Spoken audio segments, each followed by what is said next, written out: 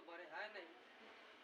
चलो सबसे पहले हम कल जो है शब्द के बारे में बात किए थे और हमने कहा था, ठीक है, कि अक्षरों के सार्थक मेल को, अक्षरों के सार्थक मेल को, अक्षरों के सार्थक मेल को क्या बोलते हैं? उसको शब्द कहते हैं। क्या कहते हैं? शब्द कहते हैं। और हम कह रहे थे देखो, अब जो भी जो अक्षर मिला रहे हैं ना, और सार्थक कहे के मतलब कि इसका सही अर्थ निकले। अब जिसका कोनो अर्थ नहीं होगा वो तो शब्द नहीं है। हमने क्या लिखा? अक्षरों के सार्थक मेल को, यानी कि ऐसे अक्षर का मेल जिसका सही अर्थ निकले। ठीक है, आप अगर उदाहरण में कल लिखिए भी, ठीक है, आपने लिखा भी, क्या लिखा? तो क जोर म जोर ल क्या बनेगी? तो कमल बनेगी। इसका अर्थ होता है कमल पुष्प है। क्या है? पुष्प है। लेकिन वही हम लिख दे यहाँ पर ल जोर म जोर क, ठीक है, क्या बनेगा? लमक। लमक का तो कोई मतलब होता नहीं है, लमक का कोई मतलब नहीं होता है। तो यहाँ पर जिसका सही अर्थ निकला वो है क्या? शब्द। और जिसका सही अर्थ नहीं निकला वह शब्द नहीं। ठीक है, नेक्स्ट हमने कहा था, नेक्स्ट हमने बताया था शब्द के प्रकार के बारे में। तो हम कहे हुए थे कि देखो शब्द के प्रकार अगर देखो आप किसके आधार पर, किसके आधार पर? तो रचना के आधार पर बोलो तो, निर्माण के आधार पर कहो तो, बनावट के आधार पर कहो तो, या इसी को आप बोलो संरचना के आधार पर। ठीक है, निर्माण, बनावट, रचना, संरचना के आधार पर जो शब्द होती है वह तीन तरह का होता है। एक हमारा रूढ़ होता है, दूसरा हमारा यौगिक होता है। क्या होता है? यौगिक होता है। और तीसरा जो हमारा है वह होता है योग रूढ़। क्या होता है? योग रूढ़। तो मैंने कल चर्चा कर लिया था रूढ़ के बारे में, और हमने ये बताया था आपको कि रूढ़ शब्द वह है जिसका आप खंड करोगे तो उसके खंड का कोई अर्थ नहीं निकलेगा। रूढ़ शब्द वह है, ठीक है, जिसका खंड करे तो उसके खंड का कोई अर्थ नहीं निकलेगा। तो जब उसका कोई उसको टुकड़ा कर दिए, उसको बांट दिए, ठीक है, अब जितना भाग में बांटना चाहो बांट दिए, अब बांटने पर उसका कोई अर्थ नहीं निकल रहा है तो वो क्या है? रूढ़। जैसे कि हम यहाँ पर ले लिए जल। क्या ले लिए? जल।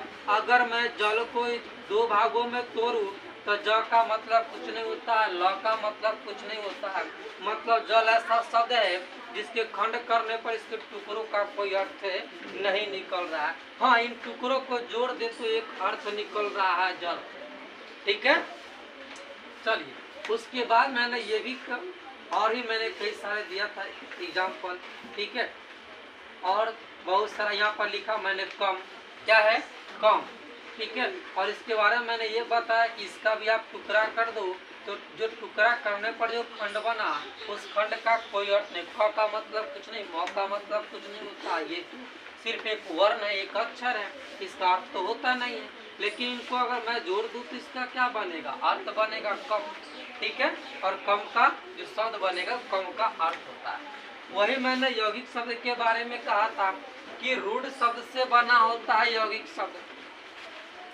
जो रूढ़ शब्द होता है उसी से तो बना होता है यौगिक शब्द। ठीक है, यानी कि जो शब्द रूढ़ शब्दों से मिलकर के बनी हुई है वह क्या है? तो वह यौगिक शब्द है।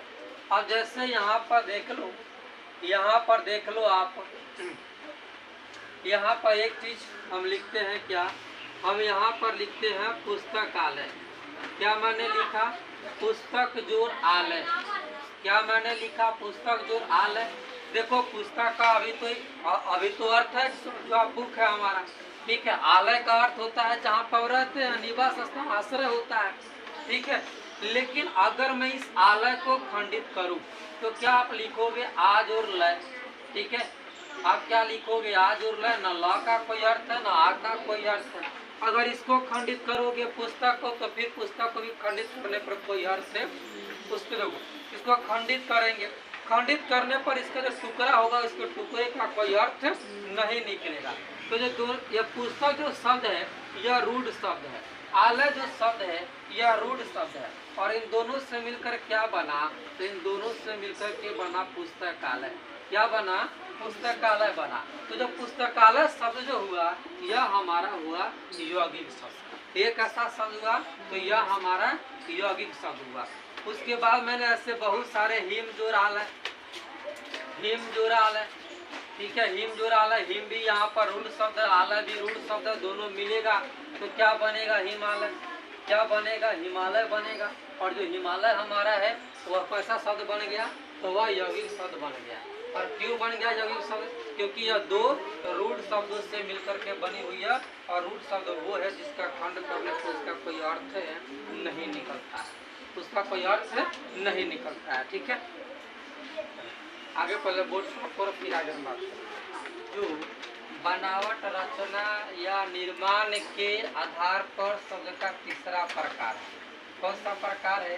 तो यह शब्द का तीसरा प्रकार है। ठीक है, चलो अब यहाँ पर हमको ये देखना है कि आखिर बात यहाँ पर आता है कि जो योग रूढ़ है वो किसको कहते हैं। देखो, एक सिंपल से समझ लो कि एक ऐसा शब्द है, ठीक है, वैसा शब्द जो अपने खुद के अर्थ को छोड़ देता है, यानी कि उसका जो मेन जो अर्थ होना चाहिए वह उस मेन अर्थ को छोड़ देता है और दूसरा के नाम को अपने उपनाम में जोड़ लेता है, यानी कि अपने अर्थ को छोड़ करके और दूसरे अर्थ को वह ग्रहण कर लेता है, तो उसको क्या बोलते हैं? उसको बोलते हैं योग। ठीक है, तो आप यहाँ पर लिख सकते हो सिंपल फॉर्म में कि वह शब्द जो मूल अर्थ को छोड़, जो मूल अर्थ को छोड़ विशेष अर्थ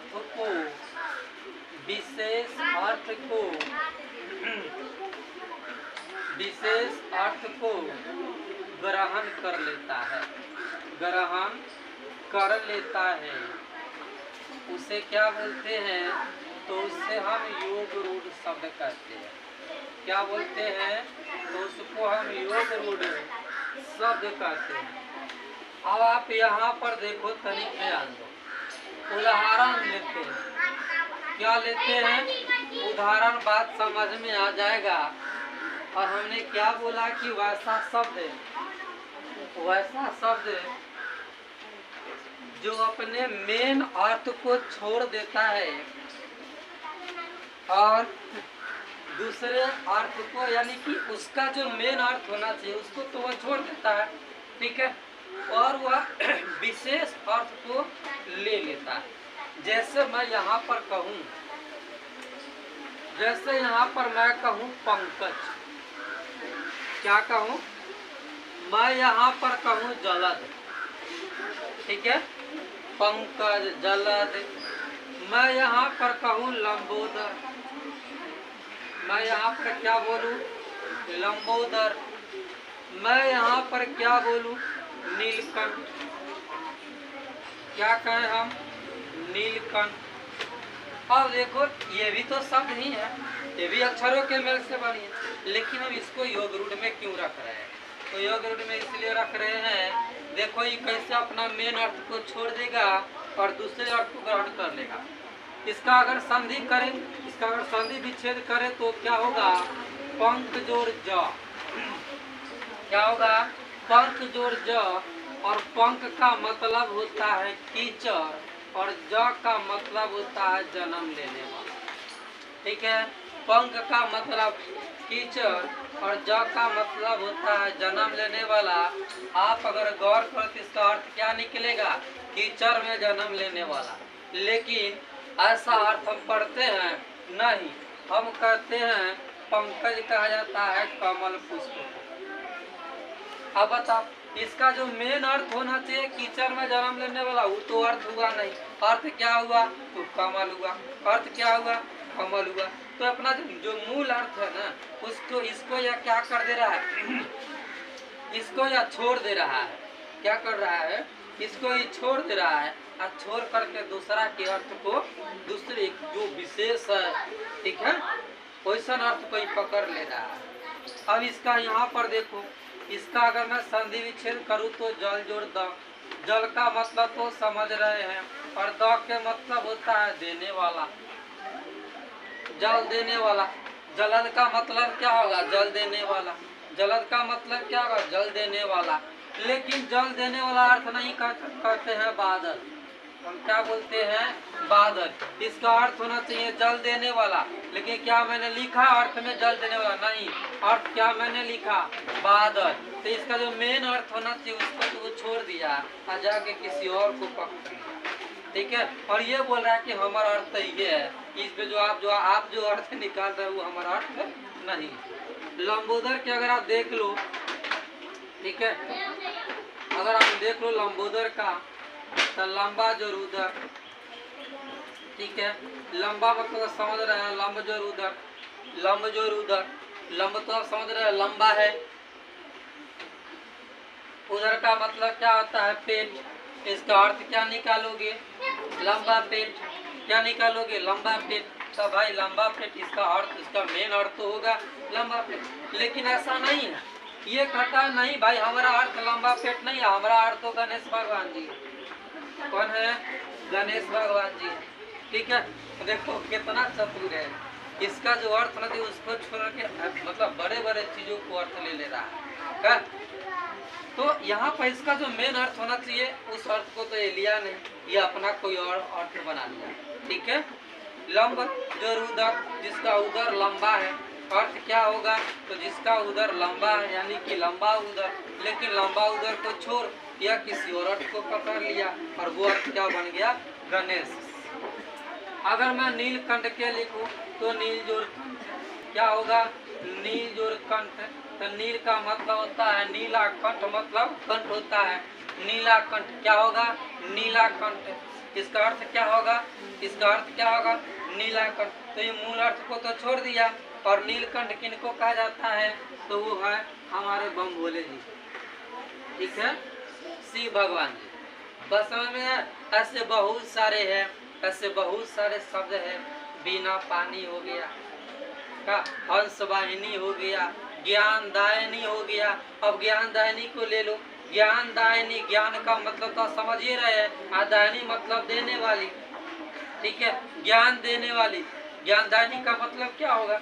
ज्ञान देने वाली। लेकिन ये क्या करता है? ज्ञान दायनी अपना अर्थ को छोड़ देता है, अर्थ जो था ना ज्ञान देने वाली उसको छोड़ता, कहता नहीं ज्ञान दायनी हमारा अर्थ होगा सरस्वती।